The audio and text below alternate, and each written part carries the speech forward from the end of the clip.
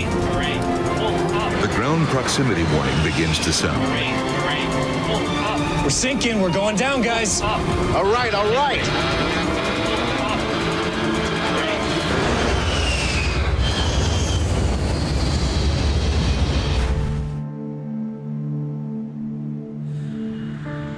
Southwest Airlines Flight 1380 is boarding for a trip to Dallas, Texas. The crew flew in earlier today from Nashville. The 4-hour trip to Dallas will be their second and final flight of the day. As Flight 1380 climbs to cruising altitude, controllers at LaGuardia hand the flight over to New York area controllers. Southwest 1380, contact New York Center, 133.47. Copy that, 1380.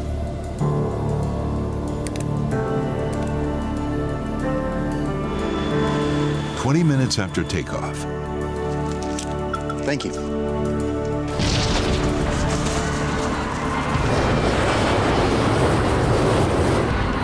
Everything changed. What the? Oh. We had a very large bang. We had multiple warnings going off in the cockpit and a very severe vibration throughout the entire plane. First Officer Ellisor struggles to control the aircraft as it banks steeply to the left.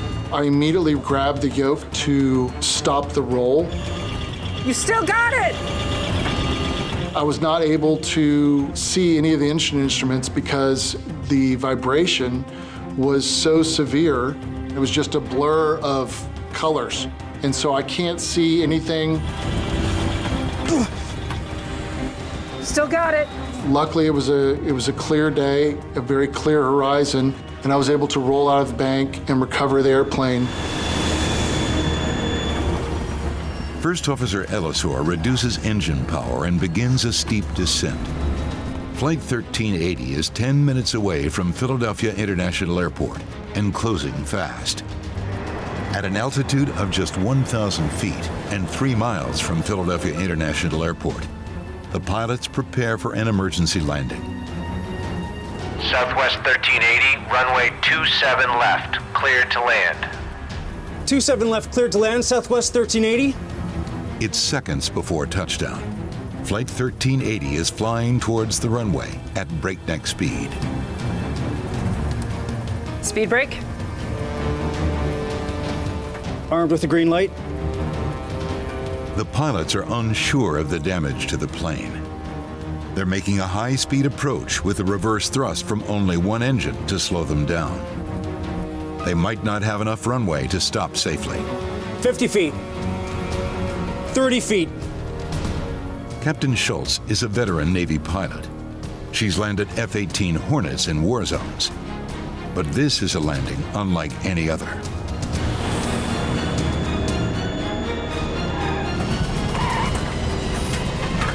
Speed brakes up. The thrust reverser on their only engine deploys. If the reverser doesn't work, the plane could overshoot the runway. We touched down. It was a great landing. Thank you, Lord. Thank you. Thank you. Thank you, Lord.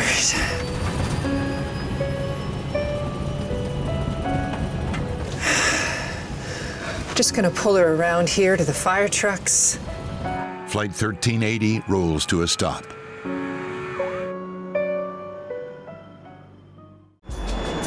Executive Flight 1526 is flying a short 35-minute flight northeast from Dayton to Akron, Ohio.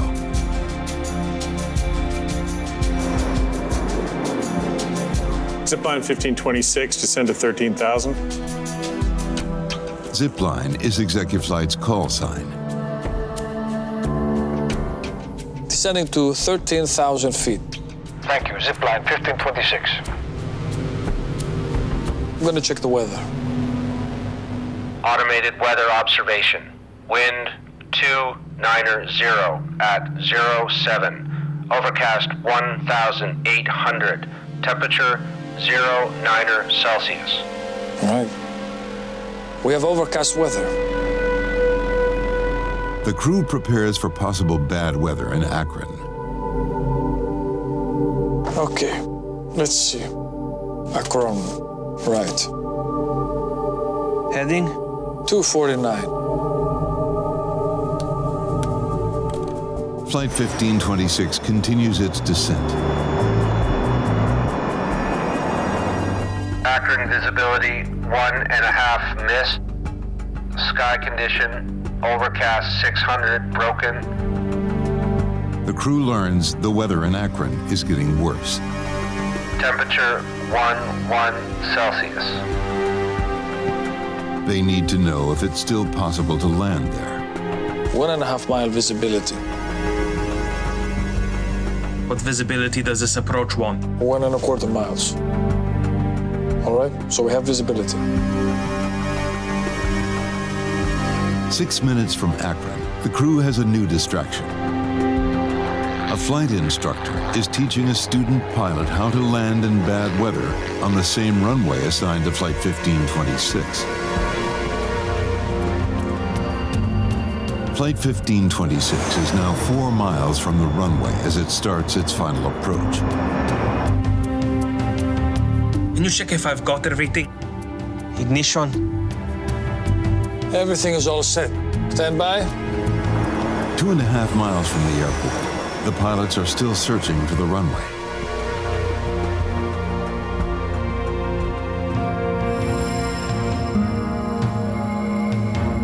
Finally, the plane breaks through the clouds. Ground. Keep going.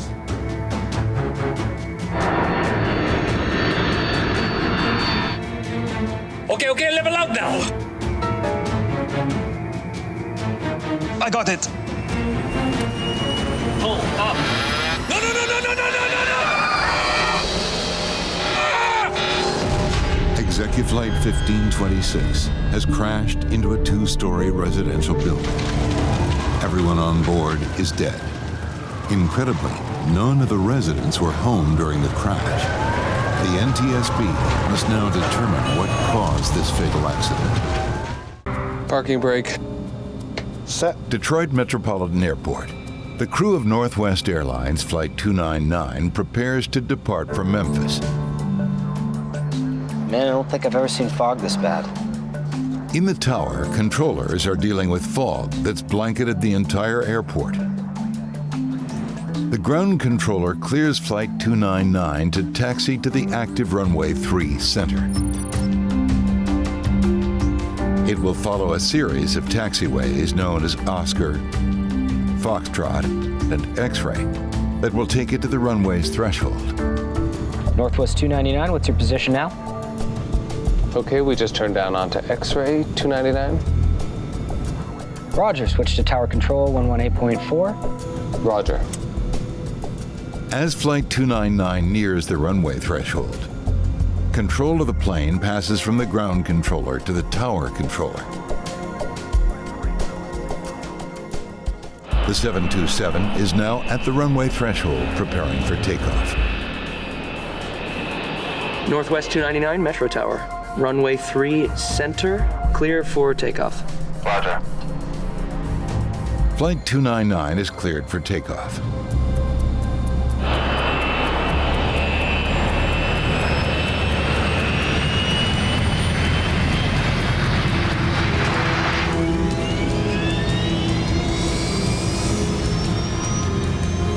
The 727 is seconds away from leaving the ground. But danger lies ahead. A DC-9 is stopped halfway down the runway.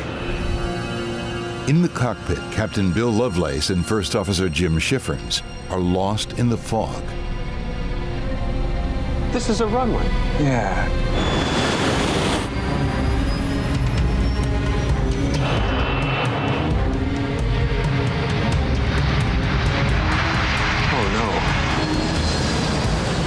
Oh, damn! There's very little time to avoid a collision. Auto cut!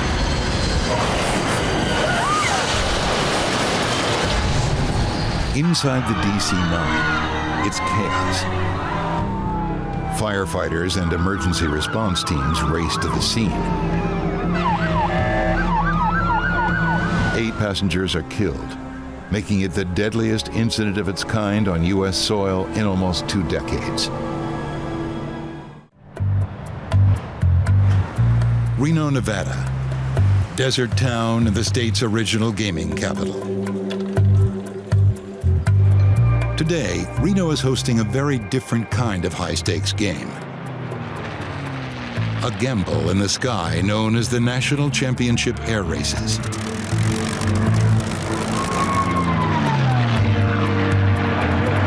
About 100,000 spectators attend this 5-day event to watch everything from biplanes to jets zoom around an 8-mile course in the desert. The highlight at Reno is the Unlimited Class Championship race. Unlimited because it includes a range of both modified and stock World War II fighters. The course is marked by 10 pylons, 50-foot tall poles planted in the desert.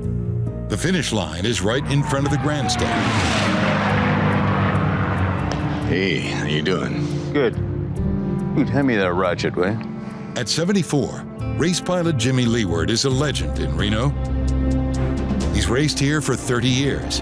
Today, Jimmy's flying a highly modified P-51 Mustang fighter. Since Jimmy's plane was built, it's been heavily modified to reduce drag and increase speed. Good luck, Jimmy. See you, Hood. We're gonna break a record today. Wish I could be up there with you. If Jimmy can get the Galloping Ghost to break 500 miles an hour, his prediction will come true. At 4:05, the last qualifying heat for the Unlimited class is set to go. The Galloping Ghost accelerates for takeoff. On the ground, Jimmy's team tracks the Galloping Ghost on their flight data monitoring system. Speed, engine performance, oil pressure, and more. Everything is working perfectly. As the Galloping Ghost rounds pylon 8, it suddenly pitches up hard. Jimmy Leeward's Galloping Ghost is now out of control over the grandstand and dives toward a crowd of helpless spectators.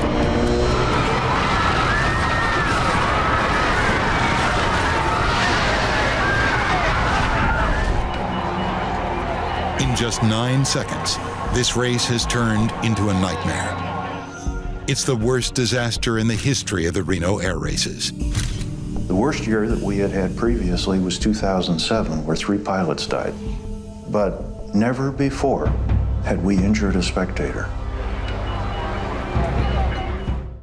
August 7th, 1997. Fine Air Cargo Flight 101 prepares to take off from Miami to the Dominican Republic.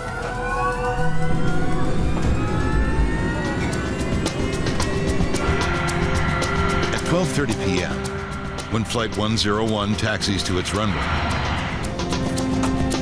First Officer Petrosky recites a familiar drill. Okay, standard Fine Air procedure. If there's a problem prior to V1, which is 130 knots, the pilot in command will abort the airplane. Treat anything after V1 as an in-flight emergency. Sounds good. At 12:34, the tower makes contact. Fine Air 101, fly heading 270, cleared for takeoff.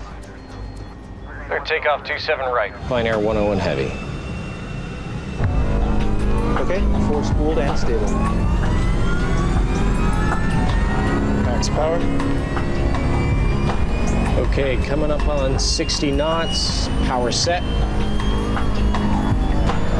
80. V1, rotate. The plane lifts off the runway. Easy, easy, easy, easy, easy.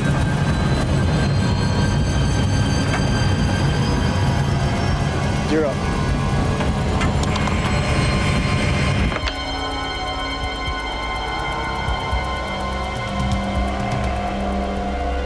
The air traffic controller is alarmed by what he now sees.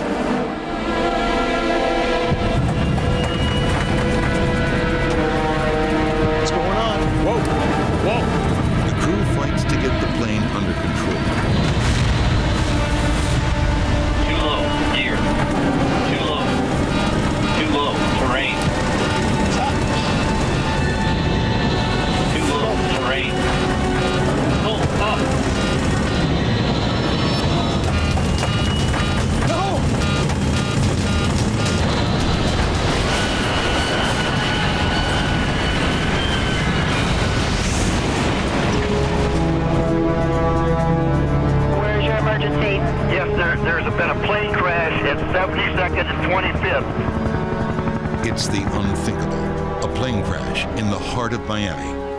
The plane's three-man crew and security guard are confirmed dead. Continental Airlines Flight 1404 is being prepped for its departure from Denver, Colorado.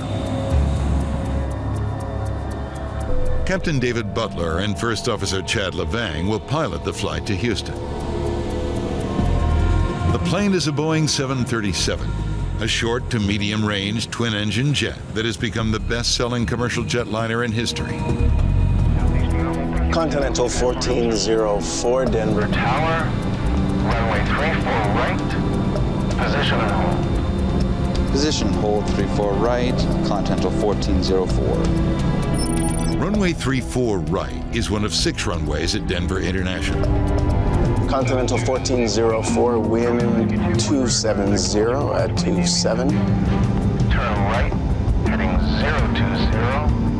020. Runway 34 right is cleared for takeoff. The controller provides the pilots with a runway wind reading of 27 knots and clears them for takeoff. Heading 020, cleared for takeoff, runway 34 right, Continental 1404.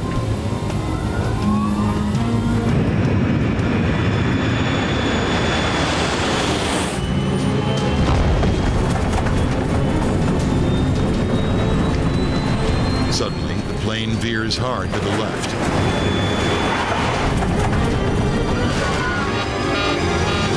The plane races off the runway at a speed of more than 100 miles an hour. It's completely out of control. Reject!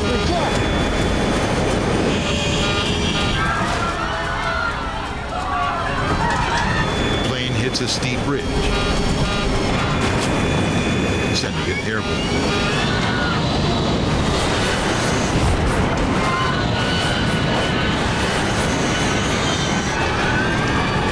Flight 1404 finally comes to a stop 700 feet from the runway.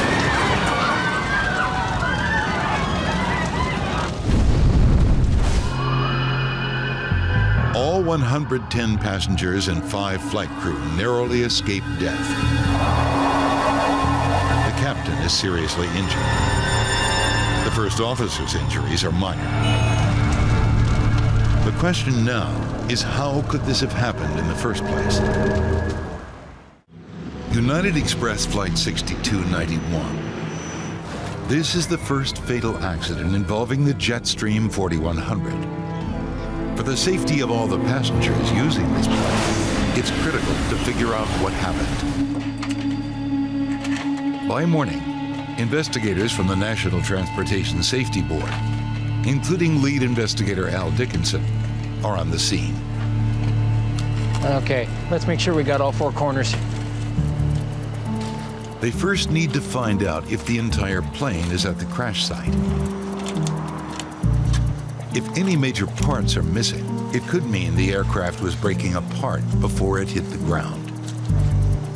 The importance of finding all 4 corners of the aircraft is, if something comes off an aircraft before impact, you probably can trace it back to the initial cause of why they had a problem. So it's really important to identify both wingtips, the nose, and the tail. But their challenge is immense. What's left of United Express 6291 is barely recognizable as an airplane.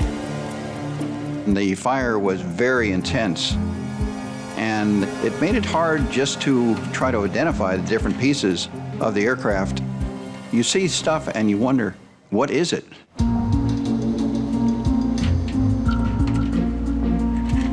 We've got the nose over here. We've got the tail over here. We found all 4 corners of the aircraft right at the accident site. And we've got the wings out over there. So the aircraft was intact until it contacted the ground. And therefore, you can eliminate any structural thing that might have happened during flight.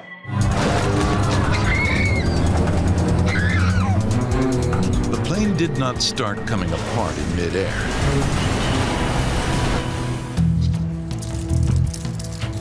But was the pilot in control? Captain Kevin Stables is preparing to pilot Emory Worldwide Flight 17. His first officer is George Land.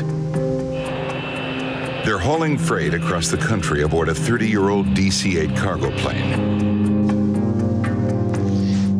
Hi there. Is that the load plan? Just before they're finished up and loading the last couple of containers, they would give us a list of all the freight containers and how much it weighed and what position on the airplane it was. There you go, boss. Then we'd take that information and we would calculate the weight and balance on the airplane and make sure that it was all correct. Airspeed's alive. Alive here. 80 knots. 80 knots. Elevator checks. Just another routine takeoff. V1. Rotate. But as the nose wheel leaves the ground, the DC-8 pitches upward much more steeply than it should. Watch the tail. They recognize that they have an issue during the course of the airplane actually starting to rotate as it lifts off the runway. V2. Positive rate. The sudden takeoff is quickly followed by an uncommanded left bank. I got it. You got it? Yeah. This is anything but routine. We're going back. What the hell? The center of gravity's way out of limits. They need to return to the airport as quickly as possible. Emory 17 emergency. Emory 17, say again? When a pilot declares an emergency, that really cues an air traffic controller to know that this isn't just an abnormal situation, this is a critical situation. The ground proximity warning begins to sound. We're sinking. We're going down, guys. All right, all right. Okay, we're going back up. The DC-8 starts climbing again. Roll out, roll out. But the pilots are still struggling for control. Emory 17 extreme Balance problem. Emory 17, roger. The airplane started to go into these big perturbations, dive and then climb, dive and then climb. They push their control columns all the way forward in a desperate effort to level the plane. Power. More? Yeah. Captain Stables and his crew have managed to get their crippled plane to within sight of the runway. It was working very well. He made it almost all the way around to the backside of the airport. They knew if they could get back to the airport, there was going to be crash fire rescue that would have been able then to help them. They've now got less than a mile to go. They're still trying to look ahead to figure out what needs to be done next. But they know that sooner or later, they got to get on the ground.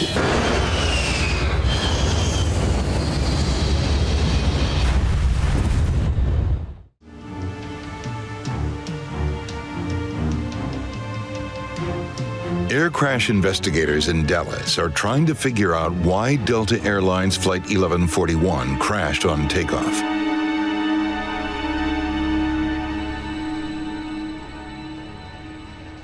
There was a lot of traffic at Dallas-Fort Worth. We could be looking at a wingtip vortex. Wingtip vortices are spirals of air that trail off the tips of an airplane's wings. The heavier the plane, the bigger the vortex. These tornado-like winds can sometimes be strong enough to pose an invisible hazard to other planes. Was Flight 1141 cleared for takeoff too soon, bringing it too close to the plane ahead? Air traffic records show that the plane that took off just before Flight 1141 was Delta Airlines Flight 1486, another Boeing 727. They get takeoff clearance at 8:59:17. In this case, we did calculate the probable location of the wingtip vortices for the airplanes that were nearest to the accident airplane. By then, the other Delta plane was off the ground and already 7,000 feet ahead of them. Investigators know that the minimum Federal Aviation Authority requirement for separation between flights is 6,000 feet. We found that even assuming the vortices stayed as strong as they could possibly stay and that they moved in a manner that put them as close as possible to the accident airplane, that they would still be a significant distance away from the accident aircraft. The failed takeoff of Delta 1141 is still a mystery.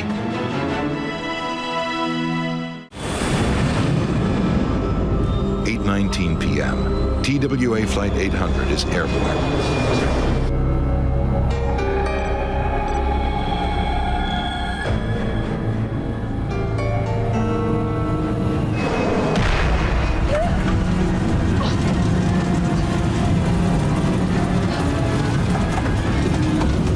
Talk to me. What do you have for us? Without warning, a powerful explosion tears the fuselage apart. Debris from TWA Flight 800 litters the water nearly 75 miles east of Manhattan. Investigators begin the painstaking task of piecing together what happened to TWA 800. The NTSB's lead investigator, Al Dickinson, faces an urgent task. It was extremely important for us to find out what happened because there were so many 747s flying at that time. The NTSB will lead the investigation, This is a half-mile block here. while the FBI launches a parallel criminal inquiry. You know, that people think this is exclusive jurisdiction of the NTSB. That's not correct. If it's a criminal matter, we have to get out there right away. The FBI believes they may already have an explanation for the disaster over Long Island. 3 years earlier, in 1993, terrorists drove a bomb into the World Trade Center. Just over a year before, Timothy McVeigh bombed the Federal Building in Oklahoma. Now, the mid-air explosion of TWA 800 is also being linked to terrorism. It was all over the news how people thought they saw something going up to hit an aircraft. A lot of them thought they saw missiles. NTSB investigators spend weeks carefully searching for any sign of foul play. They study wreckage from almost every part of the 230-foot-long plane. Pretty much during the whole time we were there, we were looking for something that would support any kind of missile or bomb. They find no signs of an explosive device. No pitting, no cratering, nothing. We didn't find the soot patterns in a radiating pattern that might have been from a bomb. We didn't find this micro cratering where a hot piece of metal are impacting other pieces of metal. It wasn't a bomb. No piece had any evidence of a bomb at all.